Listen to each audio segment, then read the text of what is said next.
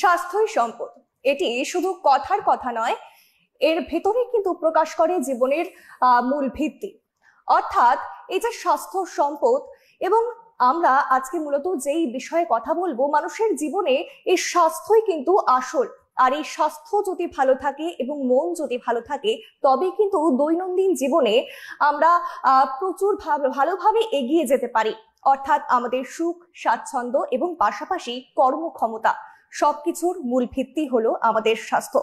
তবে ইদানিংকালে অর্থাৎ আমাদের দৈনন্দিন জীবনে এক বড় সমস্যা হয়ে দাঁড়াচ্ছে হাইপার টেনশন। আচ্ছা, কি এই হাইপার টেনশন? নিশ্চয়ই সবার আগে আপনার মাথায় আসছে যে হাইপার টেনশন অর্থাৎ অতিরিক্ত টেনশন। তবে হাইপার টেনশন কিন্তু একেবারেই তা নয়। হাইপার টেনশন অর্থাৎ ব্লাড প্রেশার এবং উচ্চ রক্তচাপ, অর্থাৎ এই তিনটি শব্দই একই বলা যেতে পারে। আচ্ছা, আপনি কি জানেন যে বিশ্ব স্বাস্থ্য সংস্থা কি বলছে? প্রতি বছর কত সংখ্যক মানুষ এই হাইপার টেনশনে আক্রান্ত?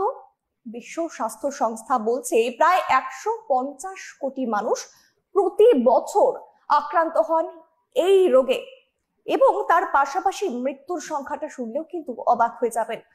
প্রায় 70 লক্ষ মানুষ এই হাইপার টেনশনের কারণে মৃত্যুবরণ করে থাকেন।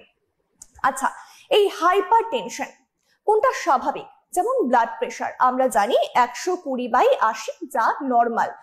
তবে এর বাইরে বেরিয়ে গেলে অর্থাৎ এর থেকে বেশি বা এর থেকে কম, তখন কিন্তু আর সেটি নর্মাল থাকবে না, সেটিকে অ্যাবনর্মালি বলা যায়। তো আজকে আমাদের হেল্পলাইনের অনুষ্ঠানে আজ আমরা এই হাইপার টেনশন নিয়ে আরো বিস্তর আলোচনা করব। নমস্কার, আমি অভিনন্দা এবং আমার সঙ্গে আজ হেল্পলাইনের এই অনুষ্ঠানে রয়েছে ডক্টর অনুষ্ক রয়, এমডি মেডিসিন। স্যার, আপনাকে অনেক অনেক স্বাগত। নমস্কার। এই যে বিষয় নিয়ে আজকে আমাদের মূল আলোচনা, হাইপার টেনশন। কি হাইপার টেনশন? প্রথমে তুমি যেটা বললে যে হাইপার টেনশন মানে কিন্তু তা ডিরেক্টলি স্ট্রেস বা টেনশনের সঙ্গে রিলেটেড নয়, কিছুটা রিলেটেড, কিন্তু মেন ব্যাপারটা হচ্ছে উচ্চ রক্তচাপ। আমাদের ধমনী দিয়ে যখন রক্ত চলাচল করে, সেই রক্ত স্তম্ভ যে আমাদের ধমনীর উপর চাপ বিস্তার করে, সেটাকে আমরা হাইপার টেনশন বলি। এবার কথা হচ্ছে হাইপার টেনশন ম্যাক্সিমাম লোকেদের ক্ষেত্রেই আমরা দেখতে পাচ্ছি এখনকার দিনে, কিন্তু সেটা কিন্তু অনেক ক্ষেত্রে অনেক ফ্যাক্টরের উপর নির্ভর করে। আমাদের বডিতে নর্মাল ব্লাড প্রেশার থাকা উচিত 80 থেকে 120, 120 সিস্টোলিক, 80 মোটামুটি ডায়াস্টোলিক। এই রেঞ্জটা নর্মাল রেঞ্জ বলে ধরা হয়, যদিও নর্মালি এর নিচেও থাকতে পারে, এর কিছুটা বেশিও থাকতে পারে। বাট প্রেশার যখন এর অনেকটা বেশি হয়ে যায়, সিস্টোলিক এবং ডায়াস্টোলিক উভয়, তখন সেটাকে আমরা প্যাথোলজিক্যাল বলি এবং তখনই সেটাকে আমরা হাইপার টেনশন বলি। এবং কোন কোন বয়সের মধ্যে দেখা যায় এই উচ্চ রক্তচাপ বা হাইপার টেনশন? আসলে আগেকার দিনে দেখা যেত একটু মাঝারি বয়স্ক লোকেদের মধ্যে, বাট এখন যেহেতু আমাদের লাইফস্টাইল, আমাদের স্ট্রেস, আমাদের ডায়েটারি প্যাটার্নস এত অনিয়মিত এবং ইরেগুলার, স্পেশালি আমাদের স্লিপিং প্যাটার্ন এত খারাপ, আমাদের নিত্যদিন যে আমরা চাপের মধ্যে থাকি, সেটা মানসিক হোক শারীরিক হোক, সবকিছুর কারণে এই হাইপার টেনশনের প্রাদুর্ভাব কিন্তু ইয়াং বয়সী বাচ্চাদের ক্ষেত্রে বা ইয়াং লোকেদের ক্ষেত্রেও দেখা যাচ্ছে, apart from middle age people. তো হাইপার টেনশনের ক্ষেত্রে কোনো সঠিক বয়স নয়, যেটা দরকার যে সঠিক ডায়াগনোসিস এবং টাইমলি ডায়াগনোসিস। যে কোনো বয়সেই কিন্তু হাইপার টেনশন এখন আমরা দেখে থাকি বিকজ অফ মাল্টিপল ফ্যাক্টরস। একেবারেই তাই। এবং অত্যন্ত গুরুত্বপূর্ণ একটি প্রশ্ন যে কিভাবে বুঝবো যে আমিও এই রোগে আক্রান্ত হতে চলেছি বা আমিও এই রোগে আক্রান্ত হতে শুরু করেছি। একদমই তাই। আসলে অনেক ক্ষেত্রে যেটা দেখা যায় যে আমাদের ক্লিনিকে বা হসপিটালে যখন পেশেন্টরা আসছে, তারা অনেকেই কিন্তু জানেন না যে তারা আদৌ হাইপারটেনসিভ কিনা। ফলে হাইপারটেনশন কিন্তু সবসময় সিমটম নিয়ে আসে না, যেটা অনেকের ধারণা যে হাইপারটেনশন হলেই হয়তো মাথা ঘুরবে বা হাইপারটেনশন হলে হয়তো আমার বুক ধরপড় করবে, সবসময় এটা নাও থাকতে পারে। ইউজুয়ালি যেটা আগে থেকে আমাদের বোঝা উচিত যে ফ্যামিলিতে যদি কারো হাইপারটেনশনের হিস্ট্রি থাকে, যেটাকে আমরা ফ্যামিলি হিস্ট্রি অফ হাইপারটেনশন বলি, সেটা কিন্তু অনেকাংশে একটা ভালো গুরুত্বপূর্ণ প্রেডিক্টর। আমার মা, আমার বাবা বা আমার কোনো ফার্স্ট ডিগ্রি রিলেটিভ যদি হাইপারটেনশনে আক্রান্ত হয়ে থাকেন, তাহলে কিন্তু আমার হাইপারটেনশনে আক্রান্ত হওয়ার চান্স বেশি। রাদার যে সিমটমগুলো অনেক সময় দেখা যায় হাইপারটেনশন অনেক বেড়ে গেলে, সেগুলোর মধ্যে মাথা ঘোরা, বুক ধরপড় করা, ঘাম হওয়া, হাত ঘেমে যাওয়া, মুড সুইং, ভালো না লাগা, মাথাটা ভারী হয়ে থাকা, এরকম অনেক ভেগ এবং মাইল্ড টু মডারেট সিমটমস থাকে। বাট সিমটমস যাই থাক না কেন, একটা মানুষকে প্রত্যেক বছর রুটিন হেলথ চেকআপ এবং ব্লাড টেস্টের মাধ্যমে কিন্তু আমরা অনেক ক্ষেত্রে বলে দিতে পারি যে তোমার হাইপার টেনশনের প্রবণতা আছে, ফিউচারে কিন্তু তোমার হাইপারটেনশন হতে পারে। ফলে আমরা আর্লি ডায়াগনোসিস করতে পারি এবং সাবধানতা অবলম্বন করলে হাইপারটেনশনটা কিন্তু অনেক ক্ষেত্রে আটকেও রাখা যেতে পারে। আচ্ছা, অর্থাৎ এগুলো লক্ষণ যা দেখে বোঝা যেতে পারে যে সেই ব্যক্তি অর্থাৎ সেই রোগীর মধ্যে তার প্রবণতা আছে, ভবিষ্যতেও তা হতে পারে। একদম। তবে নিয়ন্ত্রণ করার কি কি উপায় থাকতে পারে? হাইপারটেনশন নিয়ন্ত্রণ করার উপায় বেসিক্যালি দু ধরনের। একটাকে আমরা বলি লাইফস্টাইল ইন্টারভেনশন, আর সেকেন্ডলি হচ্ছে ফার্মাকোলজিক্যাল থেরাপি। লাইফস্টাইল ইন্টারভেনশনের মধ্যে আমি যে যে কারণগুলোর কথা আগে বললাম যে হাইপারটেনশন অ্যাকচুয়ালি হয় কেন, এর পেছনে মাল্টিপল ফ্যাক্টরস থাকতে পারে, যেমন ঘুম কম হওয়া, অতিরিক্ত মানসিক চাপ, অবসাদ, তার ভেতরে আভ্যন্তরীণ কোনো ডিজিজ প্রসেস। এছাড়া যেটা হয়, আমরা ডায়েটারি ফ্যাক্টর যেগুলো ইম্পর্টেন্ট, তার মধ্যে অতিরিক্ত লবণ বা সল্ট ইনটেক, অতিরিক্ত পরিমাণে হাই ক্যালোরি ডায়েট, ভাজাভুজি, ফাস্টফুড, যেগুলো আমাদের এখনকার দিনে খুব নিত্য নৈমিত্তিক ব্যাপার হয়ে দাঁড়িয়েছে। লাইফস্টাইল চেঞ্জ একদম। তো সেটা একটা ফ্যাক্টর যেগুলোকে আমরা অ্যাভয়েড করলে কিন্তু অনেক ক্ষেত্রেই আমরা হাইপারটেনশনটাকে প্রতিহত করতে পারি অনেক দিনের জন্য।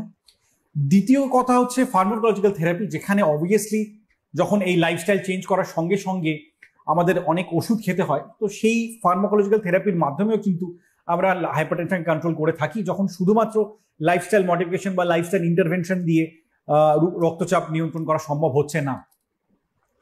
তাহলে এখনকার দিনে যেমনটা আমি শুরুতেই বললাম যে বিশ্ব স্বাস্থ্য সংস্থা বলছে প্রায় প্রতি বছর 150 কোটি মানুষজন আক্রান্ত হচ্ছেন এই হাইপার টেনশন বা উচ্চ রক্তচাপের ক্ষেত্রে।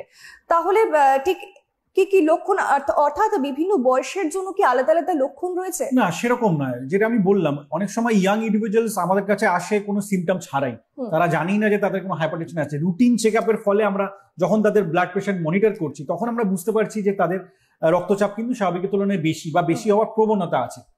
আমরা হাইপারটেনশনকে কতগুলো ক্লাসে ডিভাইড করেছি, যেমন 80 থেকে 120-র মধ্যে থাকলে সেটাকে নর্মাল বলা হয়, তেমনি 120 থেকে 139 যদি কারো সিস্টোলিক বিপি থাকে, সেটাকে আমরা প্রি হাইপারটেনশন বলি।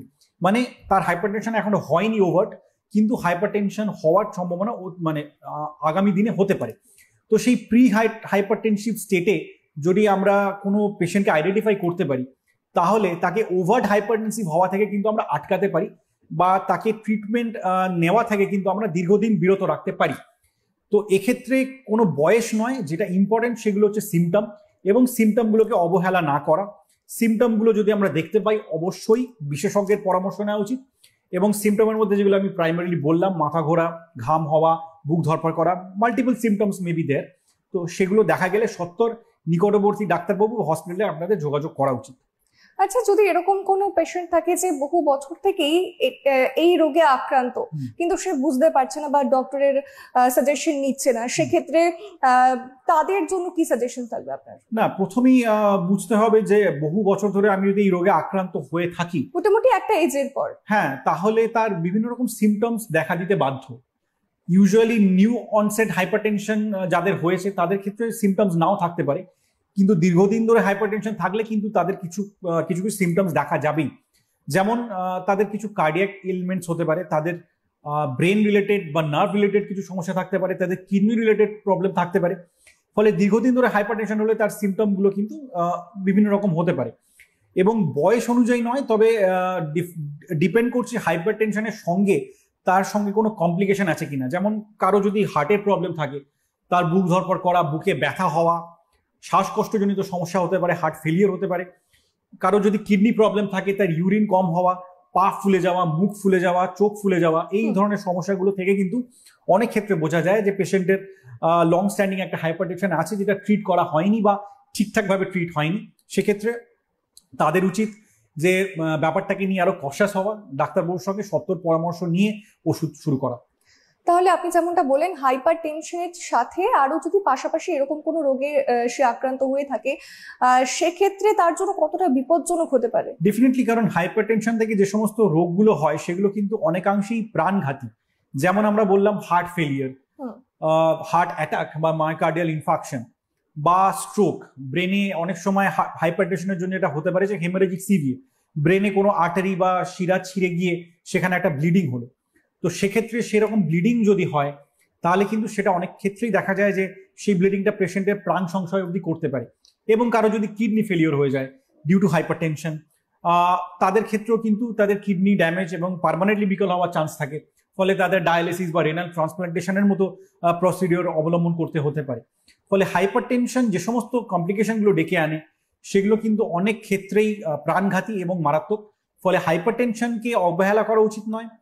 হাইপারটেনশন যত তাড়াতাড়ি ধরা পড়বে তার কমপ্লিকেশনগুলো কিন্তু তত কম হবে, এবং হাইপারটেনশন যত আর্লি ট্রিটেড হবে হাইপারটেনশনের কমপ্লিকেশনের চান্সেস কিন্তু আরো কমে যাবে। ফলে হাইপারটেনশন যেহেতু অনেক কটা রোগের মূল, হাইপারটেনশনকে আগে ট্রিট করা উচিত এবং সেগুলোকে, তার সিমটমগুলোকে অবহেলা করা একদমই উচিত নয়।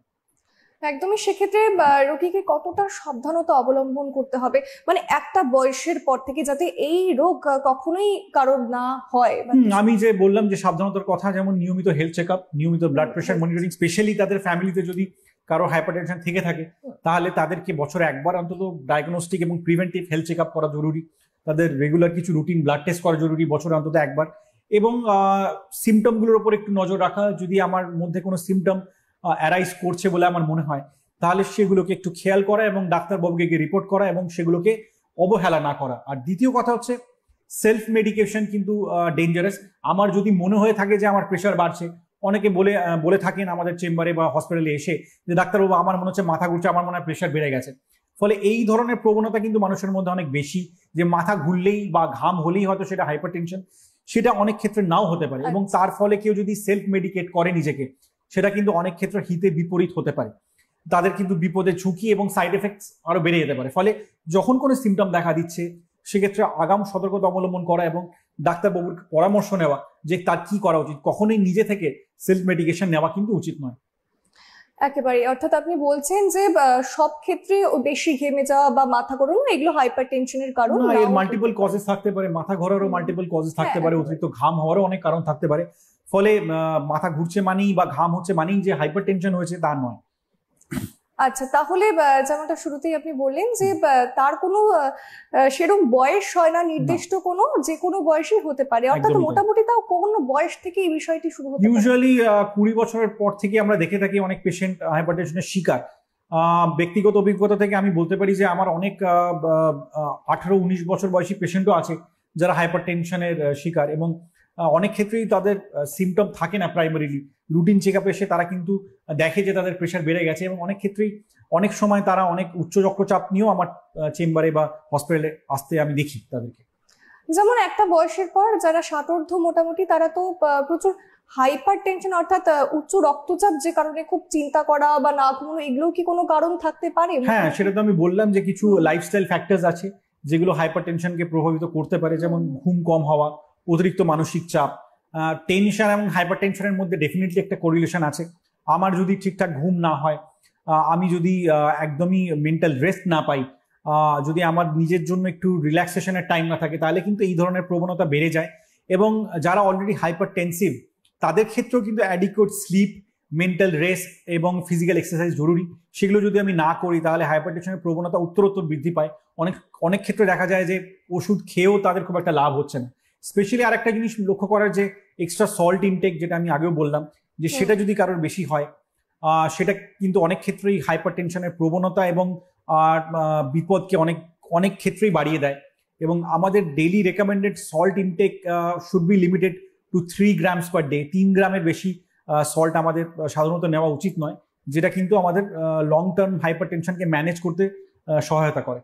আচ্ছা, অর্থাৎ দৈনন্দিন জীবনে যদি কিছু পরিবর্তন আমরা না আনি, তবে সেটা ওষুধ খেয়েও বা অর্থাৎ ট্রিটমেন্ট নিয়েও সেভাবে কখনো কিওর হওয়াটা একদমই তাই। শুধুমাত্র ট্রিটমেন্টের উপর বেস করে কিন্তু হাইপারটেনশন সারে না, বিকজ হাইপারটেনশনের ফ্যাক্টরগুলো যদি আমি আমার জীবন থেকে না সরাতে পারি, ট্রিটমেন্ট কিন্তু খুব একটা এফেক্টিভ হবে না। ফ্যাক্টরের মধ্যে যেগুলো ইম্পর্টেন্ট সেগুলো তো আমি অলরেডি ডিসকাস করলাম, সেগুলো কিন্তু ঠিকঠাক অ্যাড্রেস করা যায়, যদি নিয়মিত মেডিকেশন নেওয়া যায়, তাহলে হাইপারটেনশন কিন্তু অনেক ক্ষেত্রে একটা ম্যানেজেবল এবং ট্রিটেবল কন্ডিশন, যেটা কিন্তু পরবর্তীকালে কোনো এফেক্ট পেশেন্টের স্বাস্থ্যের উপর ফেলবে না।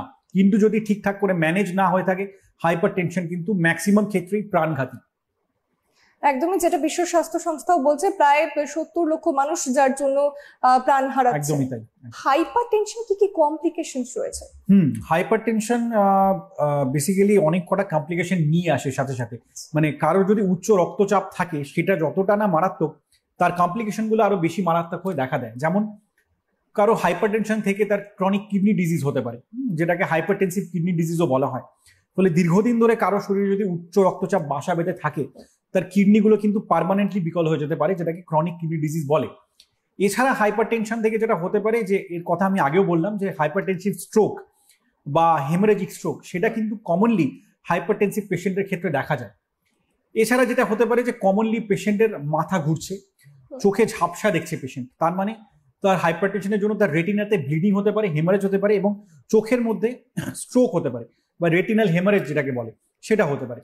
ফলে তার দৃষ্টিশক্তি চলে যেতে পারে, তার কিডনি ফাংশন কমে যেতে পারে, তার কিডনি বিকল হয়ে যেতে পারে। এছাড়া হার্টের কিছু কিছু কমপ্লিকেশন আমরা দেখতে পাই যেগুলো হাইপারটেনশন রিলেটেড, যেমন হার্ট ফেলিয়ার। দীর্ঘদিন ধরে উচ্চ রক্তচাপ যদি কোনো পেশেন্টের থেকে থাকে, তাদের কিন্তু হার্ট ফেলিয়ার হওয়ার চান্স বেশি। তার মানে তাদের হার্ট পাম্প করা ক্ষমতার অনেক ক্ষেত্রে কমে যায় এবং হার্টের আর্টারি এবং হার্টের মধ্যে রক্ত চলাচলটা কিন্তু বাধাপ্রাপ্ত হয়। এছাড়া যেটা হতে পারে, হার্ট অ্যাটাকের চান্স বেড়ে যায়, কারণ দীর্ঘদিন ধরে রক্তচাপ বেশি হতে হতে আমাদের রক্তের শিরা উপশিরায় বিভিন্ন রকম কোলেস্ট্রল ডিপোজিট জমে, এবং যার ফলে হার্ট অ্যাটাকের মতো জিনিস দেখতে পাই। ফলে রক্তচাপের কিন্তু মাল্টি ফ্যাসেটেড সাইড এফেক্টস আছে। রক্তচাপ যদি আমরা কন্ট্রোল করতে না পারি, তাহলে তার প্রভাব কিন্তু বিভিন্ন অর্গানের ওপর পড়ে, যেমন চোখ, যেমন কিডনি, যেমন হার্ট, যেমন ব্রেন। তো এই সবকটা জিনিসকে কিন্তু রক্তচাপ দিয়ে এবং রক্তচাপ নিয়ন্ত্রণ করে দীর্ঘদিন ধরে সুরক্ষিত করে রাখা সম্ভব। কাজে রক্তচাপ যদি আমরা নিয়ন্ত্রণ করতে না পারি, তার ফলে কিন্তু তার কমপ্লিকেশনস গুলো অনেক বেশি বেশি মাত্রায় দেখা দেবে, এবং যার ফলে মানুষের অধিকাংশ ক্ষেত্রে তাদের প্রাণনাশ অবধি হতে পারে। সেইগুলোকে অ্যাড্রেস করার জন্য আমাদের রক্তচাপ নিয়ন্ত্রণ করা প্রাইমারিলি ভেরি ইম্পর্টেন্ট। হ্যাঁ, অনেক ক্ষেত্রে দেখা যায় কিছু মানুষকে যারা প্রেশারের ওষুধ ছাড়া চলতেই পারে না। একদম। তো সেক্ষেত্রে কি এই কারণেই, অর্থাৎ এই যে হাইপার টেনশন বা উচ্চ রক্তচাপ, যাতে সেটা নিয়ন্ত্রণে থাকে, বা এটা কি একেবারে কখনো কিওর হয় না? না, ডেফিনেটলি হাইপার টেনশন বা ডায়াবেটিস এই রোগগুলো কিন্তু ক্রনিক ডিজিজ বা ক্রনিক কিডনি ডিজিজ, নামেই আছে ক্রনিক। ফলে এই রোগগুলো কিন্তু সেরে যাবে না। আমি ওষুধ শুরু করলেও সেই রোগগুলো কিন্তু পুরোপুরি একদমই নিশ্চিহ্ন হয়ে যাবে না। তাদের অস্তিত্ব কোথাও না কোথাও আমাদের শরীরে থাকবে, এবং মাঝে মাঝে সেগুলো কিন্তু জানান দেবে। ফলে ওষুধ খাওয়াটা কিন্তু হ্যাবিটের মধ্যে রাখতে হবে, কারণ আমরা জানি হাইপার টেনশন কিন্তু সেরে যাওয়ার মতো রোগ নয়। ফলে হাইপার টেনশনকে যদি আমাদের নিয়ন্ত্রণে রাখতে হয়, তাহলে আমাদের নিয়মিত মেডিকেশন খেতে হবে। ওষুধপত্র যেমন আমাদের খেতে হবে, তেমনি লাইফস্টাইল চেঞ্জেসও করতে হবে। এবং বিভিন্ন ক্ষেত্রে দেখা যায় যে ওষুধ খেতে ম্যাক্সিমাম ক্ষেত্রে পেশেন্টদের অনীহা থাকে, যে আমি তো 1 মাস ওষুধ খেয়েছি বা 2 মাস ওষুধ খেয়েছি, এই ওষুধ খাওয়ার পরে আমরা অনেকে ভেবে থাকতে পারি যে সেই রোগগুলো কিন্তু নিশ্চিহ্ন হয়ে গেছে, কিন্তু আদতে তা হয় না। আমি যদি রেগুলার ওষুধ না খাই, তাহলে কিন্তু হাইপার টেনশনকে নিয়ন্ত্রণ করা খুব মুশকিল, এবং ওষুধ খেতে খেতে যদি বন্ধ করে দিই, তাহলে কিন্তু রক্তচাপের প্রবণতা এবং কমপ্লিকেশনস গুলো আগের মতো করেই ফিরে আসে। ফলে এটা আমাদের সবসময় মাথায় রাখা উচিত যে প্রেশার বা সুগার এর ওষুধ কিন্তু খেতে খেতে কখনোই বন্ধ করা উচিত নয়। ডক্টর, কি কি ট্রিটমেন্ট হতে পারে যাতে করে নিয়ন্ত্রণে থাকে বা ধীরে ধীরে আর সেই সমস্যাগুলো না দেখা দিতে পারে? একদমই তাই। ট্রিটমেন্ট অপশনের মধ্যে আমরা যেটা কমনলি ইউজ করে থাকি সেটা হচ্ছে ওরাল মেডিকেশনস। ওরাল মেডিকেশনের মধ্যে বিভিন্ন class of anti hypertensive drug পড়ে, যার মধ্যে আমরা বাজার চলতি অনেক ওষুধেরই নাম জানি। টেলমিসার্টান, অ্যামলোডিপিন, মেটোপ্রোলোল, বিটা ব্লকার, বিভিন্ন গ্রুপের ওষুধ কিন্তু উচ্চ রক্তচাপ নিয়ন্ত্রণ করতে সহায়তা করে। ফলে এক ধরনের ওষুধ যেটা আমরা ওরালি খেয়ে থাকি, হাইপার টেনশনের ওষুধ, সেগুলো আমরা কমনলি ইউজ করি। আর খুব যদি তার উচ্চ রক্তচাপ দেখা দেয় বা প্রবণতা বেড়ে যায়, বা যদি তাদের কোনো মেডিকেল এমার্জেন্সি হয় ডিউ টু হাইপার টেনশন, সেক্ষেত্রে কিন্তু আমরা আইভি মেডিকেশন বা আইভি ড্রাগ, যেমন লোসার্টান, যেমন ফুরোসেমাইড, এই ধরনের ওষুধ যদি আমরা আইভি ইউজ করি, সেক্ষেত্রেও কিন্তু আমরা হাইপার টেনশন থেকে অনেকাংশে প্রোটেকশন দিতে পারি। ফলে 2 ধরনের ড্রাগ কমনলি বাজারে অ্যাভেলেবেল, একটা হচ্ছে ওরাল আর একটা হচ্ছে আইভি। তো এই 2 ধরনের ওষুধ দিয়ে কিন্তু আমরা তাদেরকে ট্রিট করতে পারি। কিন্তু ওষুধের থেকেও যেটা ইম্পর্টেন্ট সেটা হচ্ছে লাইফস্টাইল মডিফিকেশন, যেটার কথা আমি আগে থেকে বললাম, যে নিয়মিত খাদ্যাভ্যাস, পরিমিত আহার এবং অ্যাডিকুয়েট অ্যামাউন্ট অফ স্লিপ, ঠিকঠাক করে যদি কেউ ঘুমাতে পারে, অ্যাটলিস্ট 6 থেকে 8 ঘন্টা যদি কেউ দিনে ঘুমাতে পারেন, তাহলে কিন্তু তাদের ক্ষেত্রে এই ধরনের রক্তচাপ হওয়ার প্রবণতা কিন্তু অনেক ক্ষেত্রে কমে যাবে, এবং তাদের আগামী দিনে তাদের লাইফ রিস্ক কিন্তু অনেক ক্ষেত্রেই হ্রাস পাবে। একদমই। দর্শকদের জন্য আপনি কিছু টিপস দিয়ে দিন, যাতে করে তারা নিজেরাও বুঝতে পারে বা এই সমস্ত কিছু থেকে বিরত থাকে, যদি একটু কিছু। একদম। টিপসের মধ্যে প্রথমেই আমাদের জানতে হবে যে আমাদের খাবার বা আমাদের যে ফুড হ্যাবিট, সেটাকে কিন্তু স্ট্রিক্টলি মেনটেন করা উচিত। আমরা যদি অতিরিক্ত তেল, ঝাল, মশলা এবং ফাস্ট ফুড খাই, তাহলে কিন্তু সেটা আমাদের হেলথকে অ্যাডভার্সলি এফেক্ট করে। প্রেশারের প্রবণতা বেড়ে যায়, সুগারের প্রবণতা বেড়ে যায়, কোলেস্ট্রল ডিপোজিশনের প্রবণতা বেড়ে যায় এবং হার্টের, কিডনির, ব্রেনের নানা রকম রোগ হতে পারে। ফলে প্রথমতই আমাদের জানতে হবে যে তাদের খাদ্যাভ্যাসটাকে ঠিক করা, তাদের নিয়মিত শরীর চর্চা করা বা এক্সারসাইজ, এবং এছাড়া যেটা হতে পারে যে তার কমপ্লিকেশনগুলো আগে থেকে আঁচ করে সেগুলোকে প্রিভেন্ট করা এবং নিয়মিত মেডিকেশনস নেওয়ার ফলে এই প্রবলেমগুলোকে, স্পেশালি হাইপারটেনশন, ডায়াবেটিস, এই প্রবলেমগুলোকে কিন্তু আমরা নিয়ন্ত্রণে রাখতে পারি। এবং যদি আমরা নিয়ন্ত্রণে রাখি, তাদের লাইফ এক্সপেক্টেন্সি বা আয়ু মানে বিভিন্নভাবে এবং বহু মাত্রায় বৃদ্ধি করতে পারি। এই সমস্ত কিছুর পাশাপাশি ডক্টর আমাদের যেরকমটা বললেন যে এই হাইপার টেনশনের প্রভাব কিডনির উপর পড়তে পারে, হার্টের উপর পড়তে পারে, আরো বিভিন্ন অর্গানের উপর কিন্তু পড়তে পারে। এই সমস্ত বিষয় নিয়ে আবারও চলে যাব।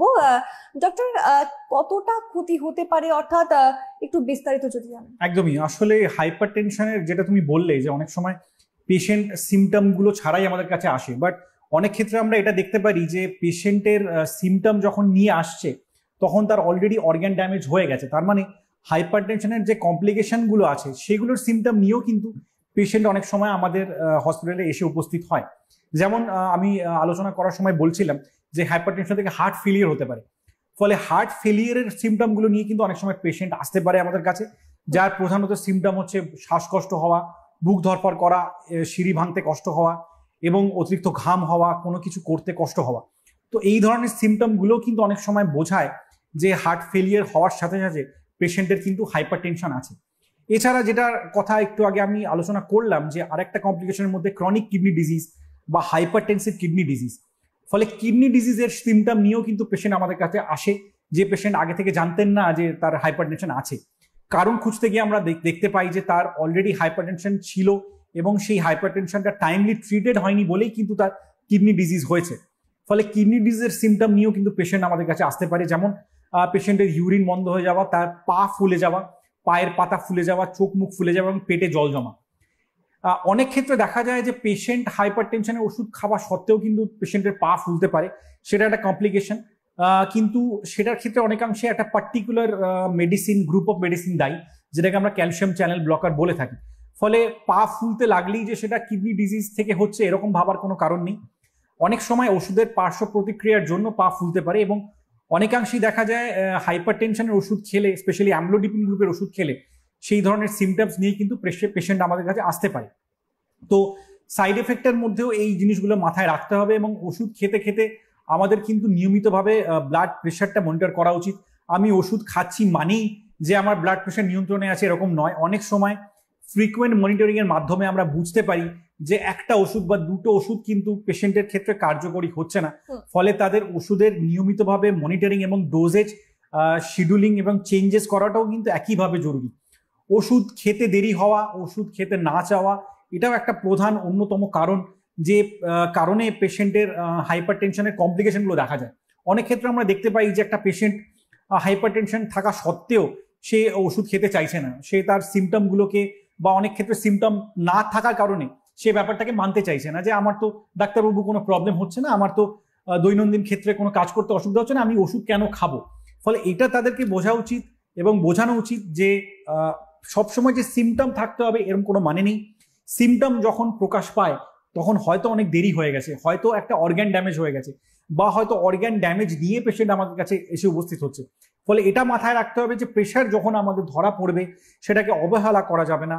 তার সিমটম যখন আমাদের শরীরে প্রকাশ পাবে সেটাকে কোনোভাবেই আমরা তুচ্ছ তাচ্ছিল্য করব না এবং যথা সময়ে ডাক্তারবাবুর পরামর্শ মেনে চলবো। এবং যদি আমাকে ওষুধ খেতে হয় বা ওষুধের নাম্বার অফ ডোজেজ বা ওষুধের অ্যামাউন্ট বাড়াতে হয় সেটাও কিন্তু পরামর্শ অনুযায়ী করতে হবে এবং নিজে থেকে কখনোই সেলফ মেডিকেশন করে এই ধরনের জিনিসকে কিন্তু ট্রিট করা উচিত নয়। কারণ আমরা অনেক ক্ষেত্রে জানি না যে তার পার্শ্ব প্রতিক্রিয়া কি হতে পারে। অনেক সময় যেটা আমি বললাম হাইপার টেনশন ওষুধের জন্য পা ফুলতে পারে, তেমনি অনেক পার্শ্ব প্রতিক্রিয়া যেমন হাইপার ক্যালিমিয়া, যেটাকে পটাশিয়াম বেড়ে যাওয়া বলে বা সোডিয়াম কমে যাওয়া বলে, ডিসইলেকট্রোলাইটেমিয়া, সেই পার্শ্ব প্রতিক্রিয়াগুলো কিন্তু ওষুধ থেকে হতে পারে যেগুলো অ্যাকচুয়ালি হাইপার টেনশনের জন্য আমরা খেয়ে থাকি। ফলে এই ধরনের সিমটম যেগুলো পার্শ্ব প্রতিক্রিয়া জনিত সিমটম সেগুলো নিয়েও কিন্তু পেশেন্ট আসতে পারে। আমরা কোনো পেশেন্টের ক্ষেত্রে যদি দেখে থাকি যে পেশেন্টটি হঠাৎ ঝিমিয়ে পড়ছে বা পেশেন্টটি কথা বলতে পারছে না বা তার কথা জড়িয়ে যাচ্ছে, এটা দুটো জিনিস ইন্ডিকেট করে। একটা হচ্ছে দ্য স্ট্রোক, সেকেন্ডলি এটা অনেক সময় দেখা যায় সোডিয়াম ফল করার কারণে হতে পারে। এবং হাইপারটেনশনের একটি ওষুধ আছে যেটাকে আমরা ডায়োরেটিক বলে থাকি, যে গ্রুপের ওষুধ থাকে, যেমন ফুরোসেমাইড বা টর্সেমাইড, এই জাতীয় হাইপারটেনশনের ওষুধ খেলে কিন্তু অনেক সময় সোডিয়াম কমতে পারে। ফলে হাইপারটেনশনের ওষুধ দীর্ঘদিন ধরে একইভাবে খেয়ে যাচ্ছি ডাক্তারের পরামর্শ ছাড়া, সেটা অনেক ক্ষেত্রে কিন্তু মারাত্মক হতে পারে। রেগুলার ফলো আপ যেমন জরুরি, রেগুলার মেডিকেশন তেমনই জরুরি, এবং যেটা জরুরি সেটা হচ্ছে টাইমলি মেডিকেশনগুলোর ইভ্যালুয়েশন, যে মেডিসিনগুলো পেশেন্ট নিচ্ছে সেইগুলো পেশেন্টের ক্ষেত্রে উপকারী বা লাভদায়ক হচ্ছে কিনা, তাদের কোনো পার্শ্ব প্রতিক্রিয়া হচ্ছে কিনা। কারণ ওই মেডিকেশনগুলো নেওয়ার ফলে যে পার্শ্ব প্রতিক্রিয়া হতে পারে তার সিমটমগুলো কিন্তু অনেক সময় প্রাণঘাতী হতে পারে। অতিরিক্ত সোডিয়াম কমে গেলে পেশেন্ট কিন্তু ডিসওরিয়েন্টেড হয়ে যায়, পেশেন্ট কোমাতেও চলে যেতে পারে, এবং তার হার্টের সমস্যা নানা রকম দেখা যেতে পারে যদি পেশেন্টের শরীরে পটাশিয়ামের লেভেল বৃদ্ধি পায়। এছাড়া যেটা কমন পার্শ্ব প্রতিক্রিয়া এবং কমপ্লিকেশন হাইপারটেনশনের, যেটা আমি বললাম যে স্ট্রোক, বিভিন্ন ধরনের স্ট্রোক হতে পারে ব্রেনে, হেমারেজিক স্ট্রোক, ইসচেমিক স্ট্রোক, যার ফলে কিন্তু পেশেন্টের মাল্টিপল সিমটমস হতে পারে। মাথা ঘোরা থেকে শুরু করে, কথা জড়িয়ে যাওয়া থেকে শুরু করে, মুখ বেঁকে যাওয়া, পেশেন্টের হাত পা বা অন্যান্য অঙ্গ প্রত্যঙ্গ কাজ করতে বন্ধ করে দেওয়া, এই ধরনের সিমটম কিন্তু হাইপারটেনশন রিলেটেড কমপ্লিকেশন আমরা দেখতে পারি। এবং এই ধরনের সিমটম কিন্তু ম্যাক্সিমাম ক্ষেত্রে ডেডলি। ফলে সিমটমগুলো দেখা দিলেই আমাদের কিন্তু ডাক্তারবাবুর পরামর্শ মেনে ওষুধ খেতে হবে, এবং দরকার হলে সময় এবং রিসোর্স নষ্ট না করে আমাদের হসপিটালে যেতে হবে, যাতে টাইমলি ইন্টারভেনশন করার সুযোগ ডাক্তারবাবুরা পান। একদমই, আপনি যেমনটা বললেন যে পার্শ্ব প্রতিক্রিয়া, সেক্ষেত্রেও অনেক রোগের সূচনা হতে পারে। একদম। তাহলে সেই ক্ষেত্রে কি করবে পেশেন্ট? প্রথমেই আমাকে সিমটমগুলোর ক্ষেত্রে খেয়াল রাখতে হবে, যেটা আমি বললাম, যে পটাশিয়াম, সোডিয়াম এবং অন্যান্য পার্শ্ব প্রতিক্রিয়া যেমন পা ফোলা, মাথা ঘোরা। অনেক সময় দেখা যায় যে ওষুধ বেশি হওয়ার কারণে পেশেন্টের মাথা ঘুরছে, হয়তো হাইপোটেনশন হয়ে গেছে পেশেন্টের, দীর্ঘদিন ধরে একই ওষুধ খাওয়ার ফলে পেশেন্টের প্রেশার স্বাভাবিকের থেকে নিচে নেমে গেছে। ফলে যেটা দরকার যে আমাদের টাইমলি মনিটরিং, রুটিন মনিটরিং, এবং স্কিপ না করা, ওষুধ স্কিপ না করা, এবং ডাক্তারের অ্যাপয়েন্টমেন্ট স্কিপ না করা, রেগুলার হসপিটাল ভিজিট বা হেলথ চেক আপসে যাওয়া, এইগুলো অনেকাংশে জরুরি। এবং সবসময় মাথা রাখতে হবে আমার শরীরে যে প্রবলেমগুলো হচ্ছে সেগুলো যেন আমি নিজে থেকে ট্রিট করতে না যাই, আমি যেন কোনো ডাক্তারের বা হসপিটালের পরামর্শে কাজগুলো করি এবং ওষুধগুলো খাই। তার ফলে পার্শ্ব প্রতিক্রিয়ার চান্সও যেমন অনেকভাবে কমবে, তেমনি আমাদের লাইফের অন্যান্য প্রবলেমস, অন্যান্য কমপ্লিকেশনও কিন্তু কমবে। আমরা একটা হেলদি লাইফস্টাইল লিড করতে পারবো, আমরা একটা প্রোডাক্টিভ লাইফ লিড করতে পারবো। একদমই, যেমনটা ডক্টর বারংবার বলছেন যে কি কি বিষয় আপনাকে মাথায় রাখতে হবে, যেরকম আপনার প্রেশার কিন্তু আপনাকে রেগুলার চেক করাতে হবে, এবং তার পাশাপাশি যদি এই যে সমস্ত সিমটমস আজকে ডক্টর বললেন সেই সমস্ত সিমটমসের কোনোটা যদি আপনার মধ্যে থাকে তাহলে দ্রুত চিকিৎসকের পরামর্শ নিন, এবং এর পাশাপাশি সুস্থ জীবনযাপনের জন্য অত্যন্ত প্রয়োজনীয় ঘুম, সেই ঘুমের জন্য যতটা সময় দরকার ততটা দিন, এবং তার পাশাপাশি কিন্তু খাদ্যাভ্যাস, বাইরের খাবার দাবার অর্থাৎ ফাস্ট ফুড, সেটাকে এড়িয়ে চলাই কিন্তু অত্যন্ত গুরুত্বপূর্ণ এখানে মনে করা হচ্ছে। এবং এই সমস্ত বিষয় অর্থাৎ স্বাস্থ্য সংক্রান্ত এভাবেই সমস্ত বিষয়ে চোখ রাখতে, সমস্ত টিপস পেতে প্রতিদিন দেখুন সোম থেকে রবি বিকেল 5:30 হেল্পলাইন। ধন্যবাদ ডক্টর আমাদের সময় দেওয়ার জন্য। Thank you.